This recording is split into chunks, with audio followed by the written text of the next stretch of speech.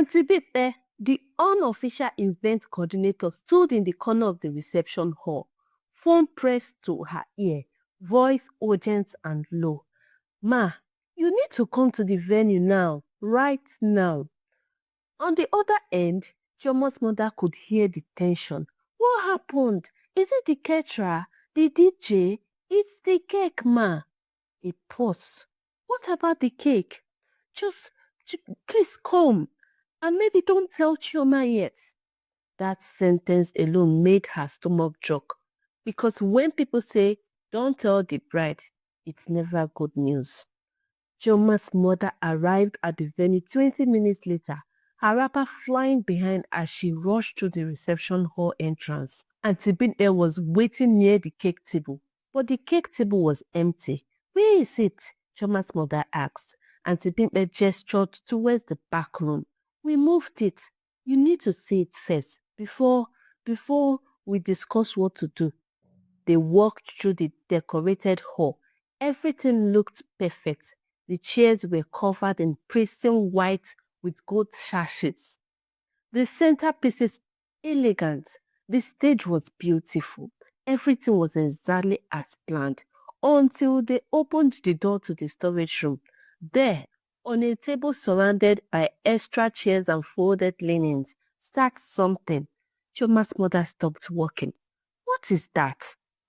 That's the cake, ma. No? She shook her head slowly. No, that cannot be the cake. But it was. Let's go back 3 weeks. That's when everything started. Chioma's wedding planning was going smoothly. Too smoothly. According to her mother, the venue was booked. Caterers confirmed. The photographer secured.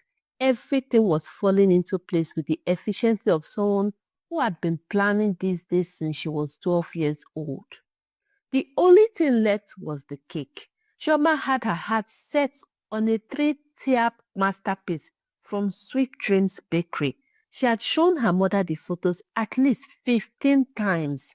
White fondant, delicate sugar flowers, elegant gold detailing, classy, sophisticated, exactly what she wanted. The quote came back at 180,000 naira. Her mother nearly choked on her water. For cake? Cake that people eat in 5 minutes. Mama, it's not just cake, it's art. And besides, everyone will take pictures with it. It has to be perfect. Her mother wasn't convinced, but Chioma was adamant. She had already transferred the deposit 50,000 naira, non-refundable. That's when Adeze entered the picture. Adeze was Chioma's secondary school friend, the kind of friend you see twice a year at weddings or call when you need to complete a WhatsApp group. They weren't close, but they weren't distant either. They existed in that comfortable middle space of people who know each other well enough to ask favors. Adeze called Chioma on a Tuesday evening. Babe, I heard you're getting married. Congratulations, oh. The conversation was pleasant enough. They caught up, laughed about old times, made plans to see each other more often that both of them knew would never happen. Then Adeze said it.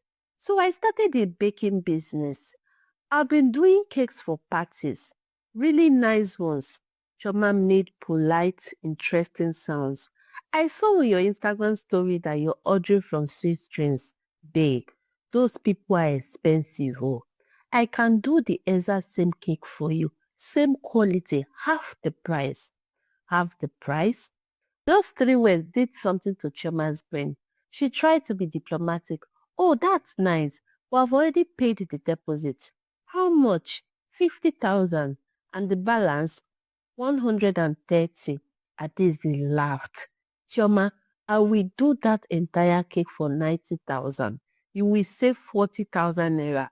Plus what you already paid. You are throwing away money. Chioma hesitated. She had seen Adeze's Instagram page. The cakes looked fine.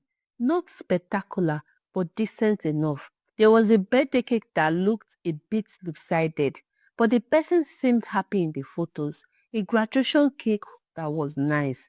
if you ignored the spelling mistake in the icing, but 40,000 naira was 40,000 naira. Send me pictures of your wedding cakes, Chioma said carefully. I will send everything. Trust me, babe. You won't regret this. That night, Chioma received 15 photos. The cakes looked good in the pictures, not sweet dreams level, but presentable.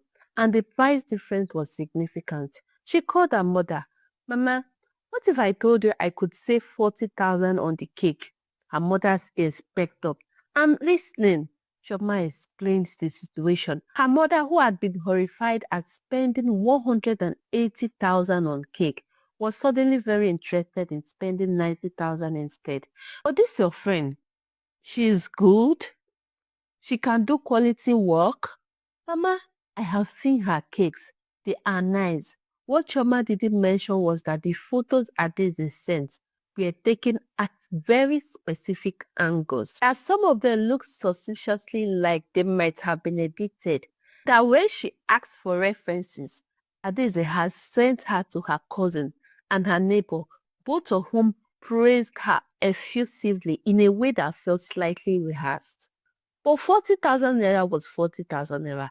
The next day, Chioma called Sweet Dreams to cancel.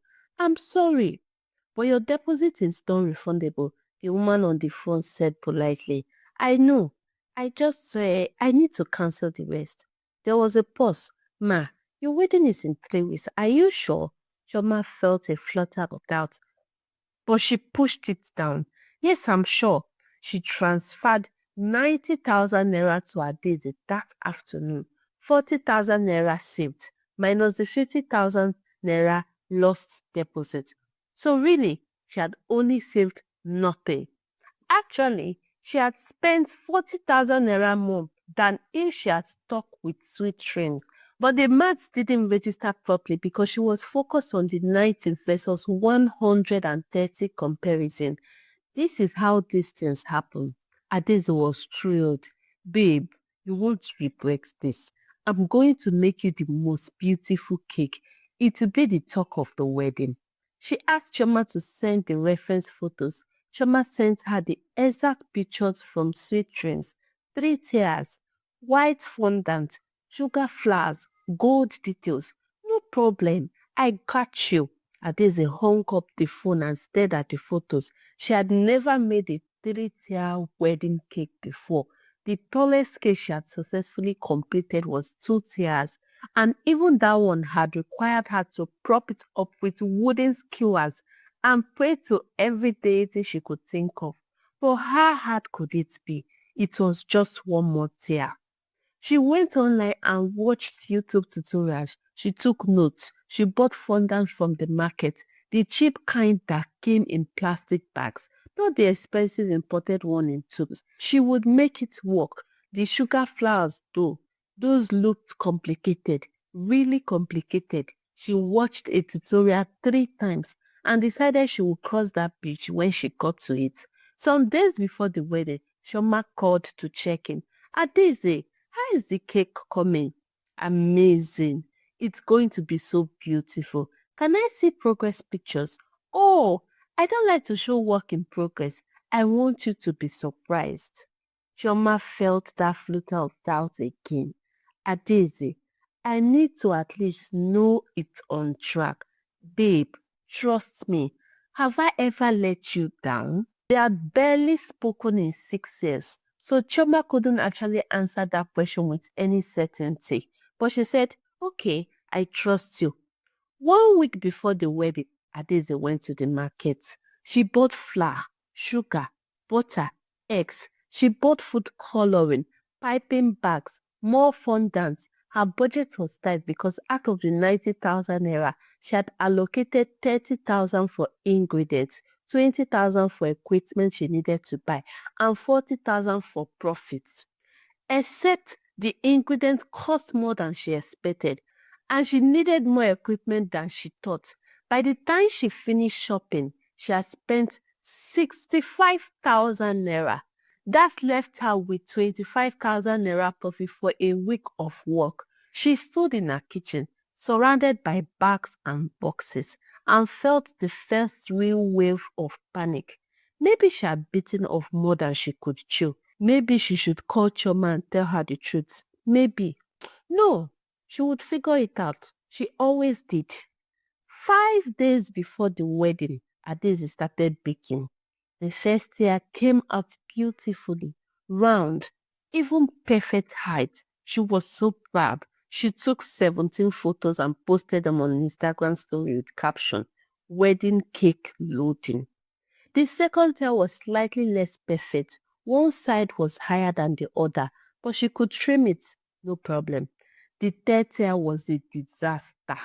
It came out of the oven lopsided, with a crack running down one side like a fault line. Adaeze stared at it and wanted to cry. She didn't have enough ingredients to start over. She didn't have enough time to go back to the market. She didn't have enough money to buy what she needed anyway. So she did what people do when they are in too deep. She decided to fix it. She trimmed the lopsided part. She filled the crack with extra frosting. She told herself that once it was covered in fondant, nobody would notice. 3 days before the wedding, she started assembling. The bottom tier went on the board fine. The second tier on top of that was shakier, but the wooden dowels held. The third tier was a problem. It was too heavy for the structure. Every time she placed it on top, the whole thing wobbled dangerously. She tried different dowels. She tried more support. She tried praying. Nothing worked. Finally, at 2 in the morning, she had an idea. What if she didn't make it quite so tall? What if she made the third tier smaller than it was supposed to be? It would still be 3 tiers, just more compact. So she trimmed the third tier down. It now looked less like a tier and more like a hack sitting on top of the cake. But it was stable. That was something. 2 days before the wedding, she started the fondant. She had never worked with this much fondant before. She rolled it out, draped it over the first tier, and tried to smooth it. It wrinkled. She pulled it off and tried again. More wrinkles. She tried the third time, working faster and managed to get it with only minor creases. She told herself the added texture, character. The second tier was slightly better. She was getting the hang of it. The third tier, the weird small one, was covered in fondant that was slightly too thick because she had run out of the thin stuff. But it was covered. Now for the decorations, the sugar flowers. Adaeze looked at the reference photos from Sweet Dreams. Delicate, intricate roses and lilies cascading down the tiers. Look at her own hands, cramping from hours of work. She looked at the time, 4 a.m. She looked at YouTube one more time. She couldn't get the exact flowers from the market, so she took the ones she had used for a birthday cake. They were white, they were flower-shaped, close enough. She stuck them onto the cake with frosting. The gold details were next. She had bought gold luster dust, but she wasn't sure how to apply it properly. She mixed it with water and tried to paint it on. It came out streaky. She tried mixing it with vodka, like the YouTube video suggested. It came out slightly less streaky, but still obviously wrong. She tried one more time, this time just dusting it on with a brush. Some of it stuck to the cake, most of it stuck to her hands and the kitchen counter. She stepped back to look at her work. It was done. That's what it was. One day before the wedding, Adaeze took photos. She used every trick she knew. She angled the camera to hide the worst part. She used a filter. She adjusted the lighting. In the photos, it looked almost acceptable. She sent them to Chioma. Chioma was in the middle of her traditional wedding ceremony when the photos came through. She glanced at her phone during a brief break. The photos looked fine.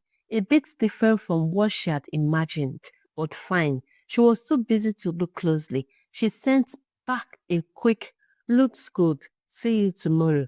Adaeze exhaled in relief. Now, she just had to deliver it.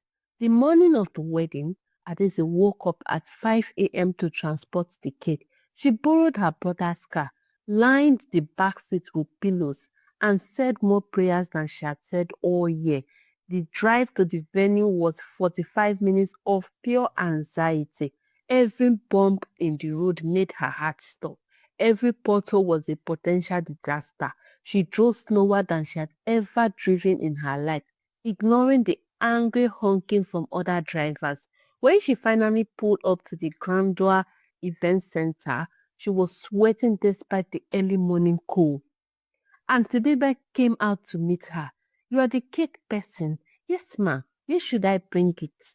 She moved to continue monitoring decorators while her teenage daughter Simi helped Adize. Back entrance, follow me. Carefully carried it inside, through the service corridor, and into the storage room where it would stay until the reception started. She helped Adeze place it on the table. That's when she saw it properly for the first time.